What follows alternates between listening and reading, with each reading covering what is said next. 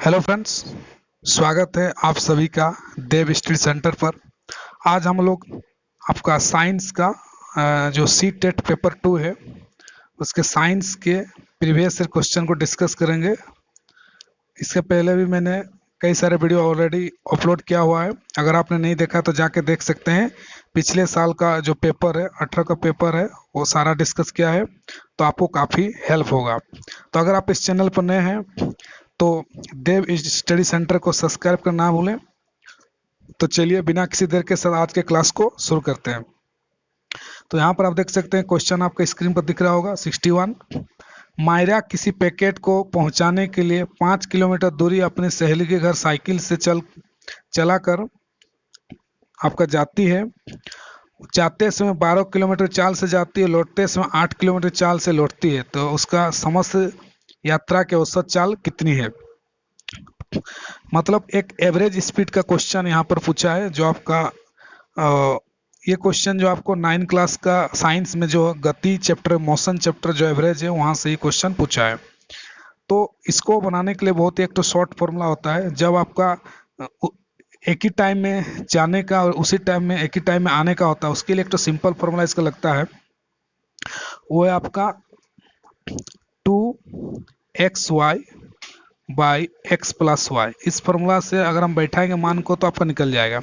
तो 2x और y जो इसका आपका एवरेज वेलोसिटी है, तो 2 यहाँ पर होगा इंटू x जो है आपका 12 किलोमीटर होगा इंटू y जो है आपका 8 किलोमीटर होगा, और उसके बाद आपका जो x और y है दोनों जोड़ हो जाएगा। तो x और y जब जोड़ देंगे 12 8 कितना हो जाएगा आपका 20 हो जाएगा। तो ये 20 होने के बाद जब इसको काट देंगे 2 10 से इसको हमने 20 काट दिया, तो आप देख सकते हो ऊपर में 12 8 बचा, नीचे 10 हो जाए, और इसके बाद इसको करेंगे 12 96 बटा 10 हो जाता है। तो आप देख सकते हैं 96 बटा 10 हो गया, और 10 से नीचे एक के बाद पॉइंट बैठा देते हैं, तो इस तरह का 9.6 किलोमीटर पर आवर इसका आंसर हो जाता है। तो यहाँ पर हम देखें कौन सा ऑप्शन है, तो यहाँ पर देख सकते हैं कि ऑप्शन नंबर 2 जो आपका 9.6 किलोमीटर पर आवर है। तो इस तरह से आप एक शॉर्ट ट्रिक फॉर्मूला लगा कर इस क्वेश्चन को आसानी से आप बना सकते हैं। चलिए बढ़ते हैं आगे क्वेश्चन। नेक्स्ट क्वेश्चन आप देख सकते हैं, निम्नलिखित में किस समुच्चय में केवल दूरी मापने यंत्र which of the following set contain only unit of measuring distance, सिर्फ दूरी मापने के लिए आपका यूनिट्स दिया हुआ है जो सिर्फ दूरी मापा जाता है। तो देखिए पहला वाला ऑप्शन यहाँ पर मीटर तो है, प्रकाश वर्ष है, लेकिन आपका हर्ट्स नहीं होता है। हर्ट्स तो आपका फ्रीक्वेंसी मापने के लिए होता है, तो ये गया। फिर उसके बाद आपका 42 वर्ष दिया, तो एक तो वर्ष भी नहीं होगा, तो इसका जो ये लास्ट वाला हर्ट्स हो गया, तो ये भी नहीं होगा। तो ऑप्शन नंबर 3 जो आपका क्यूबिट मीटर और लाइट आपका लाइट ईयर आपका 3 नंबर जो आपका इसका करेक्ट आंसर। प्रकाश वर्ष आपका दूरी मापा जाता है, मीटर में दूरी मापा जाता है, और क्यूबिट में भी आपका दूरी मापा जाता है। तो इस तरह से 3 नंबर जो आपका ये करेक्ट आंसर है। तो बाकी ऑप्शन को आप इस तरह से एलिमिनेट कर सकते हैं। जैसे इसको एलिमिनेट आप कैसे करेंगे, जैसे हर्ट्ज नहीं होगा तो इसको काट दिए, नीचे में हर्ट्ज ये भी गया, उसके नीचे ऊपर में सेकंड नंबर वर्ष है, ईयर है, साल है, तो ये भी गया। तो इस तरह 3 नंबर बच गया, तो 3 नंबर आपका आंसर होगा। तो इस तरह से आप एलिमिनेशन टेक्निक भी लगा के आप किसी क्वेश्चन को एलिमिनेट कर सकते हैं और आपको इजी से क्वेश्चन को बना सकते हैं। बढ़ते हैं अगला क्वेश्चन 63 नंबर।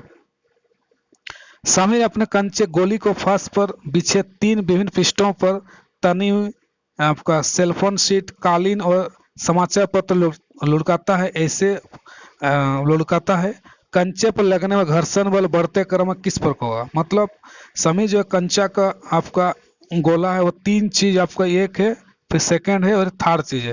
पहले में आपका सेलफोन है, फिर आपका न्यूज़पेपर है, उसके बाद आपका लास्ट में जो आपका एक ये है आपका कारपेट है, आपका कारपेट दरी है।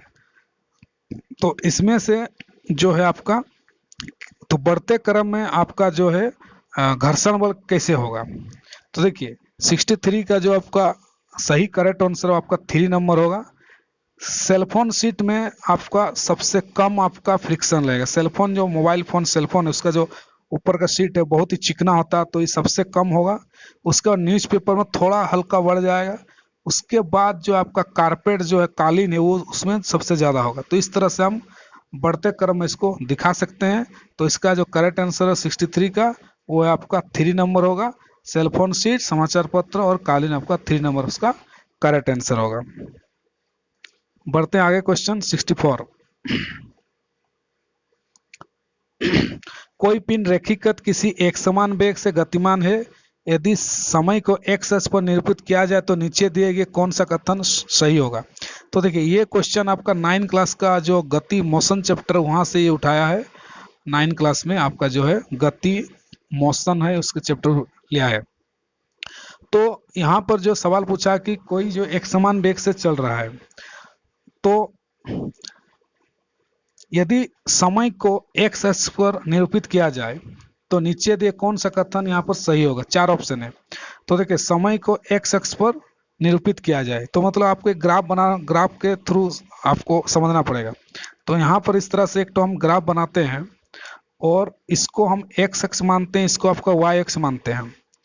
और जो है यहाँ पर यदि समय को एक्स अक्ष, तो समय को ये वाला आपका टाइम हो गया और ये आपका वेलोसिटी हो गया। तो समय को एक्स अक्ष पर निरूपित करते हैं तो नीचे दे कौन सा कथन सही होता है। तो देखिए, जब एक समान वेग होता है तो आपका जो ग्राफ होता है वो आपका एक्स अक्ष के समांतर होता है। तो एक्स अक्ष के समांतर, तो आपका ग्राफ इस तरह से आपका बनेगा, इस तरह से आपका ग्राफ। तो ये जो टाइम है ये आपके इसके समांतर होगा, एक्स अक्ष के आपका समांतर होगा। तो जो वाला ऑप्शन नहीं होगा वही हम लोग का करेक्ट होगा। तो यहाँ पर जो आपका देखेंगे हम लोग, तो 4 नंबर जो ऑप्शन है यहाँ पर देखिए, इस गति का वेग समय समय ग्राफ एक्स अक्ष के समांतर सरल रखा होगा। तो समांतर सरल रखा होगा, इस तरह से आपका समांतर सरल रखा होगा। तो 4 नंबर आपका करेक्ट आंसर होगा। बढ़ते हैं अगला क्वेश्चन। ये आपको डायरेक्ट इजी क्वेश्चन है आपका, वो सब कॉन्सेप्ट बेस्ड क्वेश्चन था। तो यहाँ पर देखिए वाला, यहाँ पर जो आपका देखिए, तो यहाँ पर जो है आपका 65 नंबर, 65 निम्नलिखित में कौन पेट्रोलियम का उत्पाद नहीं है बोला है। तो इसका जो करेक्ट आंसर आपका 2 नंबर होगा। कोक जो आपका पेट्रोलियम का आपका उत्पाद नहीं है, 2 नंबर इसका करेक्ट आंसर होगा। आगे बढ़ते हैं नेक्स्ट क्वेश्चन की तरफ। इस क्वेश्चन को देखते हैं हम लोग।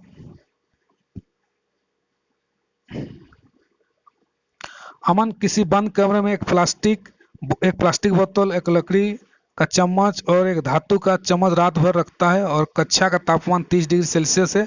सुबह होने पर तीनों वस्तुओं का ताप रिकॉर्ड करता है, T1, T2, T3 है। तो निम्नलिखित में किस संबंध और तापों का निरूपण सही अधिक संभावना हो सकती है। तो क्या हो सकता है आपका संभावना। तो देखिए, रूम का जो टेम्परेचर है वो आपका 30 डिग्री है आपका, सभी के लिए, तीनों चीज के लिए रूम का टेम्परेचर वो 30 डिग्री है।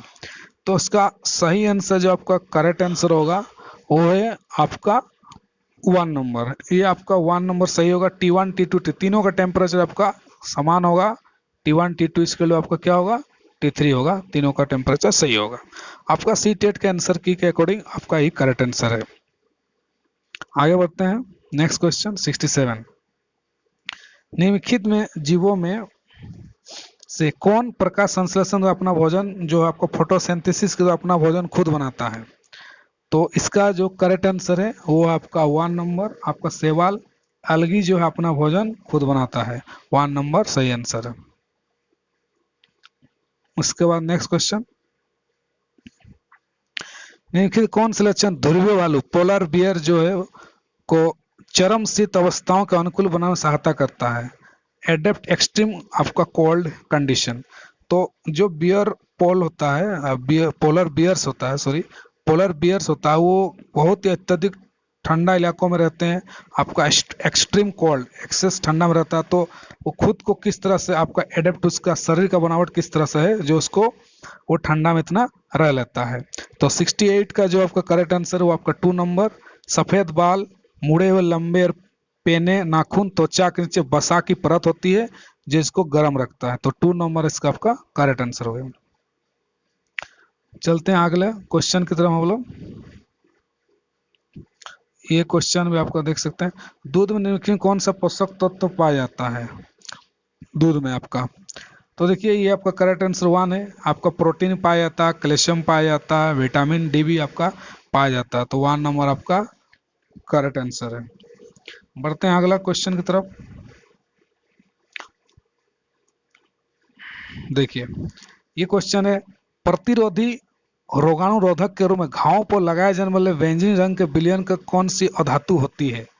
तो देखिए जो भी जो आपका घाव में लगाया जाता है बैंगनी रंग विलयन एक तो सोल्यूशन है, वो क्या होता है, जो आपका एंटीसेप्टिक के रूप में लगाया जाता है। तो इसका जो करेक्ट आंसर आपका आयोडीन, वो आपका 2 नंबर होगा, आयोडीन को लगाया जाता है, तो 2 नंबर आपका करेक्ट आंसर है। बढ़ते हैं आगे। देखिए 71, वायु के संबंध में नीचे दिए कौन सा कथन सही नहीं है बोला है। तो देखिए वायु में भार होता है, करेक्ट है। मृदा में वायु उपस्थित नहीं होता, ये आपका गलत है। मृदा में भी आपका वायु उपस्थित है। जल चक्र में वायु की महत्वपूर्ण भूमिका, करेक्ट है। वायु स्थान घेरती है, आपका सही है। तो आपका नहीं जो आपका 2 नंबर होगा, क्योंकि मृदा में भी आपका वायु स्थित होता है। Air is not present in soil बोल रहा है, but we know that air is present in the soil, तो 2 नंबर आपका करेक्ट आंसर होगा। बढ़ते हैं अगला। यहाँ पर देखिए ए को आपको बी से मिलाना है और कुछ पाचन तंत्र अंगों का नाम दिया है, साथ में उसके नीचे दिए कार्य दिया है। तो इसका जो है हम लोग मिलान करते हैं, जो आपका सही आंसर होगा। देखिए यकृत जो है आपका, यहाँ पर यकृत जो है आपका आपका ये 4 नंबर सबसे बड़ी आपका ग्रंथि है यकृत। उसके बाद आगे देखते हैं आमाशय आपका, देखिए मैं आपको बता रहा हूँ आपको। फिर आपका 2 नंबर आपका आमाशय है। इसका 3 नंबर देखते हैं पित्ताशय, जो जहाँ पित्तरस का आपका पित्तरस संचय होता है, तो सी का आपका 2 नंबर होगा। तो इस तरह से अगर हम इसको देखें तो आपका जो ऑप्शन सारा जो है इसका इसका आपका 2 नंबर को अगर देखें तो सारा आपको यहाँ पर मैच कर रहा होगा। तो देखिए यहाँ 2 नंबर, देखिए ए का 4 होगा, ए का आपका ये हो जाएगा, आपका बी का आपका 1 होगा, बी का आपका 1 होगा, ये हो जाएगा, सॉरी बी का आपका आमाशय, ए का आपका 4 हो जाएगा, बी का आपका 1 हो जाएगा, पितरस का ये हो जाएगा, आग्नाशय आपका ये हो जाएगा। तो इस तरह से 2 नंबर इसका आपका करेक्ट आंसर ये वाला होगा। बढ़ते हैं अगला क्वेश्चन की तरफ। ये क्वेश्चन आपका 9 क्लास का किताब से उठाया क्वेश्चन, एनसीईआरटी किताब से। कोशिका क्या है, कोशिका खोज किसने की है, रॉबर्ट हुक ने की है। इस तरह का क्वेश्चन आपको पढ़े होंगे 9 क्लास एनसीईआरटी में। तो इसका जो आपका करेक्ट आंसर है 73 का, वो है आपका 2 नंबर। किसी उत्तक की कोशिकाएं समान होती है, तो एक जो आपका उत्तक होता है उसकी सभी कोशिकाएं जो है समान होती है आपका, इसलिए उसका उत्तक का डेफिनेशन भी थी समान संरचना और समान कार्य करने वाले कोशिकाओं के समूह को उत्तक कहते हैं। तो किसी उत्तक कोशिकाएं समान होती है, आपका सही है। बाकी सभी कोशिकाएं गोल आकृति होती है, वो गलत है आपका। फिर आपका कोशिका आकार समान होता है, ये गलत है। सभी में केंद्र ये भी आपका गलत है, तो 2 नंबर आपका सही आंसर है। इसके बाद 74 देखते हैं हम लोग। 74 नंबर जो है आपका, जो आपको करेक्ट आंसर आपका 1 होगा, ए का आपका 4 होगा। ईस्ट जो मुकुलन विधि जो जन्म आपका जनन करता है, जनन विधि है आपका। बी का आपका 1 होगा, कायिक प्रवर्धन आलू जो कायिक प्रवर्धन होगा। सी जो आपका 3 होगा आपका ये खंडन विधि द्वारा, और डी जो आपका 2 होगा बीजाणु जनन के द्वारा आपका जनन करता है। 74 नंबर का आपका 1 नंबर आपका करेक्ट आंसर होगा। बढ़ते हैं अगला क्वेश्चन की तरफ। ये काफी एक तो इजी क्वेश्चन पूछा था, निम्नलिखित कौन सा प्रदूषक ओजोन परत के अपक्षय के लिए उत्तरदायी है। ओजोन परत हम जानते हैं कि हमारे वायुमंडल में आपका स्ट्रेटोस्फीयर में जो आपका है ओजोन परत पाया जाता है, इसको हम O3 से डिनोट करते हैं। और ये धीरे धीरे क्या हो रहा है, इसका परत आपका खत्म हो रहा है, छेद हो रहा है।